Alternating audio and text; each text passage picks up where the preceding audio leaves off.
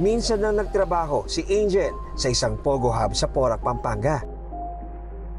Ang Lucky South 99 Corporation, isa sa pinakamalaking operasyon noon ng scam hub. Sa love scam noon naka-assign si Angel.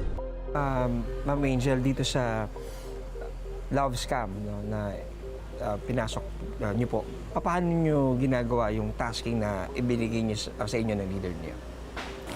Ayun po, kailangan mapahulog, kumbaga kailangan ma-inlove sa amin yung prospect para magawa namin yung pinaka-task na binigay.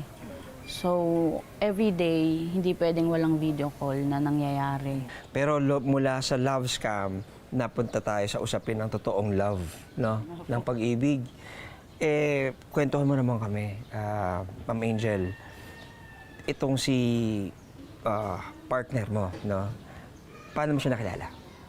Doon din po sa, sa compound. Doon din sa trabaho mo? Opo, kasi kumbaga isang park kami. Pero magkaibang company. Taong 2022 nang makilala ni Angel ang kanyang partner na si Chen. Hindi niya tunay na pangalan, isang Chinese national. Anong bagay tungkol sa kanya yung na-inlove ka sa kanya? Yung nahulog yung loob mo sa kanya? Yung pagka-caring niya talaga. Pinaparamdam na napaka-importante niya mo sa kanya. Apo. Yung iba yung niya yung love language niya. Kumbaga hindi man siya magsabi, pero pinapakita niya talaga sa gawa niya. Makalipas ang 5 buwan, nabiyayaan sila ng anak. Tapos dumating si baby. Yan. Ano yung naging emotions doon? Paano nagbago yung buhay niyo dalawa?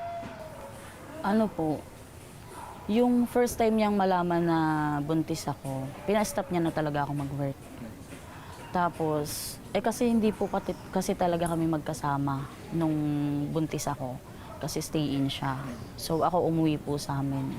Pero everyday naman, kahit papano, hindi ko nararamdaman na hindi ko siya kasama.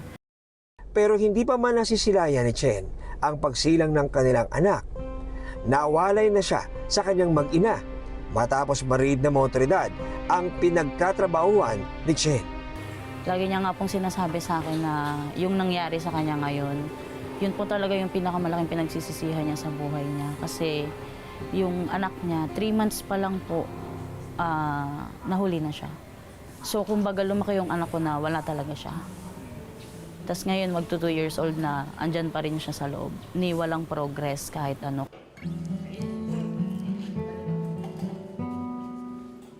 2 taong gulang na ngayon ang anak ni Angel at Chen na tatawagin nating si Kurt. Nakadetain din si Chen ngayon sa pasilidad ng PAO sa Pasay City, kung saan din siya nahuli ng mga otoridad. Ngayong araw ang dalaw ng kanyang mag-ina. Para makausap natin itong si Mr. Chen ay tutulungan tayo ng ating kasamang translator para i-interpret sa English yung kanyang mga magiging sagot. A pleasant day, Mr. Chen. You have a wonderful son. And when he was born, what was your reaction? 他说你有一个很乖巧的孩子，当你孩子出生的时候，你是什么反应呢？什么感受？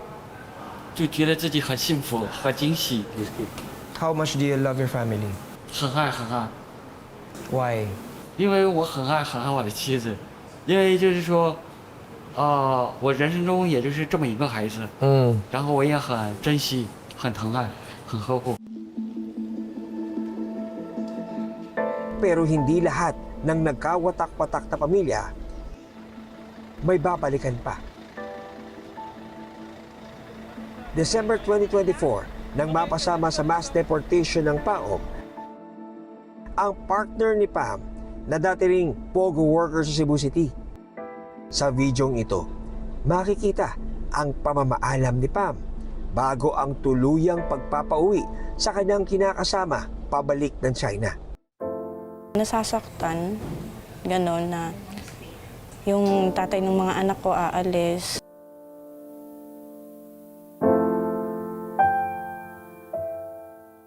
Pam, dun sa pagkakataong yun, binidyo call mo lang yung mga anak mo. Opo.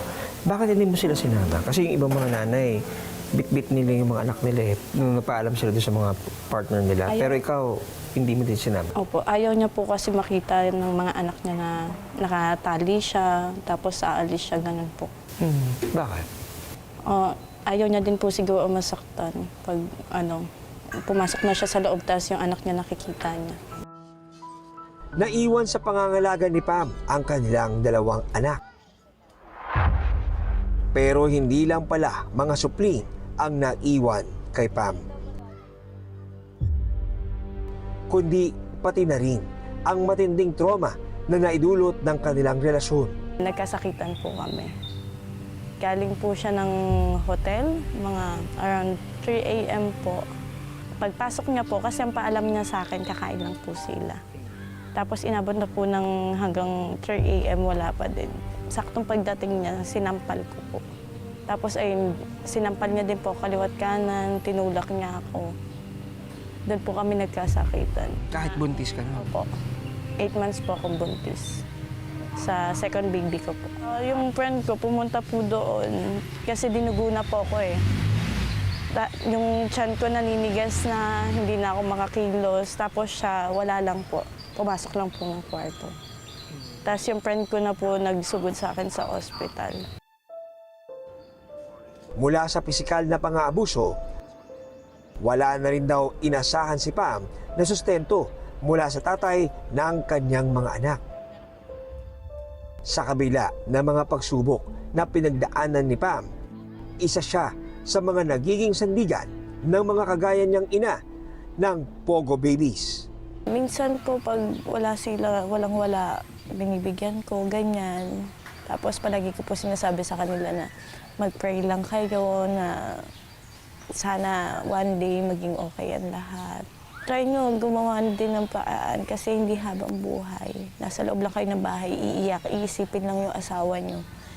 Pag inisip nyo na inisip lang yung asawa nyo, wala kayong kakainin. Wala kayong kakainin bukas. Kung bibigyan ka ng pagkakataon, Pam, na marinig yung mensahe mo sa kanya, anong gusto mo sabihin kay Jeff sa ngayon? Sa ngayon po, ingatan niya po sa akin, Lina. Na huwag niya papabayaan niya sa akin, Lina. And that palagi lang po siya mag-pray. Palagi lang po siya magdasal na sana malagpasan niya lahat ng pinagdadaanan niya. Maraming salamat sa pagtutok sa Eyewitness, mga kapuso. Anong masasabi nyo sa dokumentaryong ito? I-comment na yan at mag-subscribe sa GMA Public Affairs YouTube channel.